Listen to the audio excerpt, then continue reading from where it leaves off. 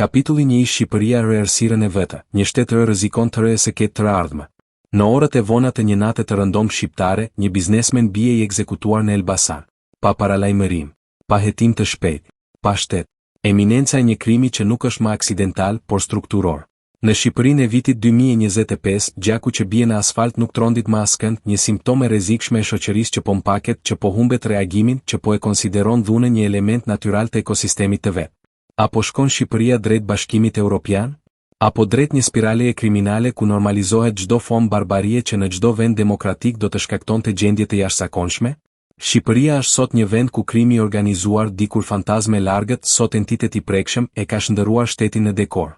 Në një fasadë të lyer me slogane, por të brendshme bosh, të shporuar, të kalbur.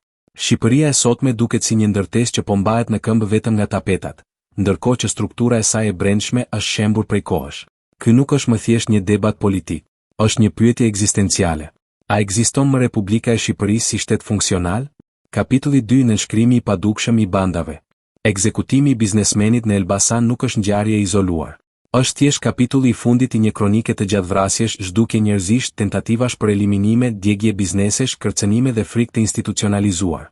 Kur një shtet nuk mbron më jetën dhe pronën, ai nuk quhet më shtet. Ai është thjesht një territor ku grupet e armatosura veprojnë sipas një kodi të pashkruar. Në Shqipëri sot, mafia ka territorin e vet, politika ka klientët e vet, ekonomia ka pengmarrësit e vet, drejtësia ka kufit e vet. Shqipëria nuk është vendi ligjit, është vendi lejeve. Leje për të ndërtuar, leje për të punuar, leje për të mos u prekur. Dhe mbi të gjitha një leje heshtur për krimin që ndodh çdo ditë pa asnjë frikë. Në vendet e besë, një vrasje e vetme me motive mafioze mjafton të trondit shtetin deri në palc, të rrëzoj ministrat, të ndryshoj ligje, të sjell reforma emergjente. Në Shqipëri një vrasje është thjesht një lajm i zakonshëm i orës 8. Kapitulli 3. Shqipëria DHB, një dashuri e pamundur. Është e turpshme por e vërtetë. Shqipëria e sotme nuk e ka asnjë shans real për antarësim në Bashkimin Evropian në këtë gjendje. Nuk pranon shtete ku krimi është më i organizuar se parlamenti. Drejtësia është më e friksuar se prokurorët e mafias. Institucionet mbahen peng nga interesat e qeverive të radhës. Siguria publike është në gjendje kolapsi. Hetimet e rënda zvariten me vite. Qytetarët largohen nga vendi me ritmet e një kombi në luftë. Nuk pranon një shtet ku ekzekutohet një njeri në mes të ditës dhe askush nuk deklaron përgjegjësinë institucionale. Ku askush nuk jep dorëheqje, ku askush nuk e merr mbi vete seriozitetin e situatës. Shqipëria nuk është duke ecur drejt Europës, është duke u rrotulluar rreth vete si një satelit i dal nga orbita. Kapitulli 4. Pushteti hës dëgjon, shoqëria hë hesht, krimi hë flet. Në vend që të ndërtohet një arkitekturë sigurie, po ndërtohen propaganda. Në vend që të forcohet shteti, po forcohen oligarkët. Në vend që të luftohet krimi, po negociohet me të. Pak orë pas vrasjes në Elbasan, lajmi u tret në vorbullën e lajmeve të ditës. Qytetarët tundin krahët, thonë inshallah s'na gjen neve dhe kjo është e gjitha. Askush nuk proteston. Askush nuk kërkon llogari. Askush nuk shet të ardhmen. Një vend që mësohet me krimin humbet jo vetëm sigurinë, por edhe shpirtin. Sepse ashtu si një trup që nuk e ndjen më dhimbjen, po kalon në fazën e fundit. A është Shqipëria në këtë fazë? Shenjat thonë po. Shteti i kapur, kërë Republika mbahet gjallë ge iluzione.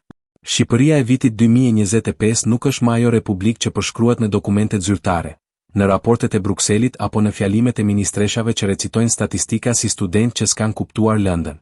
Shqipëria është një organizëm i lodhur ku organet vitale, drejtësia, policia, politika, ekonomia po funksionojnë me ritmin e një zemre të mbajtur artificialisht gjallë. Asgjë nuk është natyrale. Asgjë nuk është e shëndetshme. Gjithçka është improvizim, makijazh, perde e trashtymi që s'lejon askënd të shohë realitetin nga brenda. Ekzekutimi i biznesmenit në Elbasan nuk është thjesht një ngjarje kriminale. Është simptom.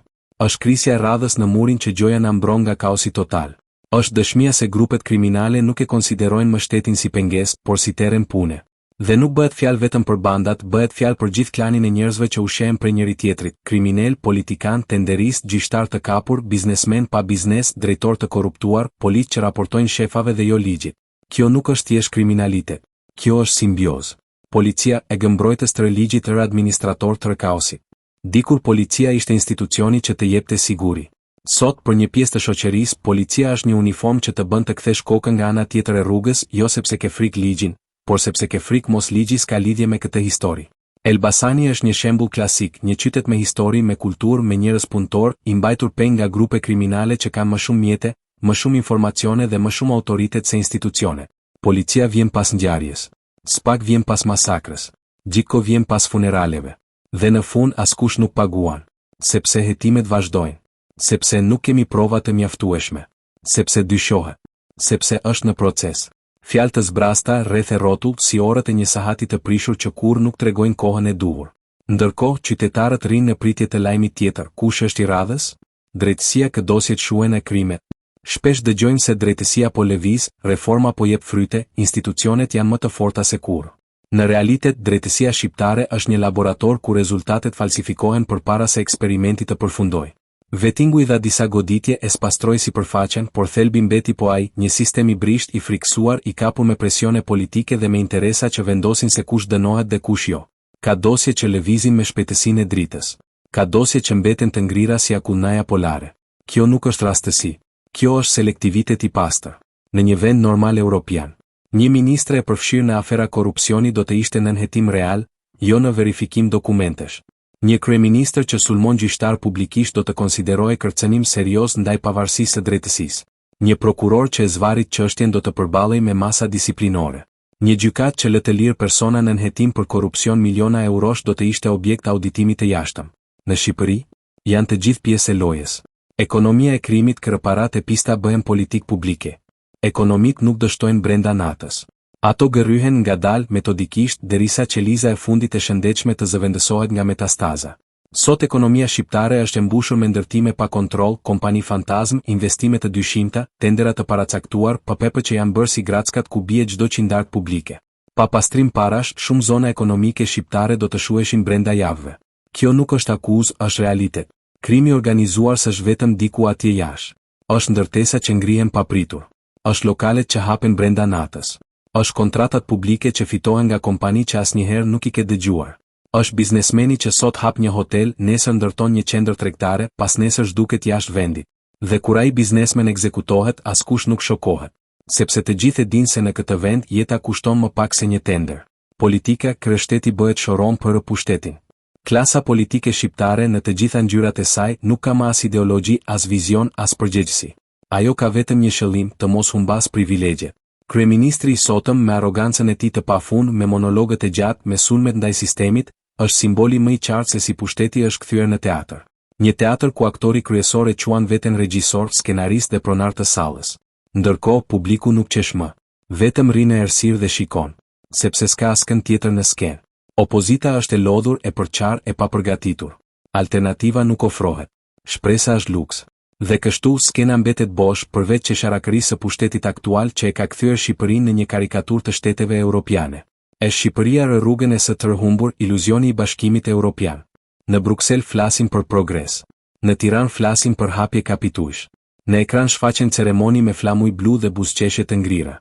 Por qytetari shqiptar e di mirë, bë nuk vjen në një vend që s'di të kontrollojë territorin e vet, që s'di të mbrojë qytetarët e vet, që s'ka drejtësi funksionale dhe ku politika është teatr kukullash pa telat e fshehtë. Shqipëria e sotme nuk është në rrugën drejt besë. Shqipëria është në rrugën drejt një normalizimi të frikshëm të krimit. Kur një vend mësohet me të keqen, beja largohet.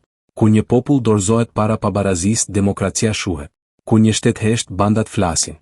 Pjesa e errët e realitetit, a ka shpëtim? Kjo pyetje vjen natyrshëm. A ka shpëtim? Shpëtimi nuk vjen nga politikanët, as nga reformat e stërgjatura, as nga premtimet që përsëriten çdo vit.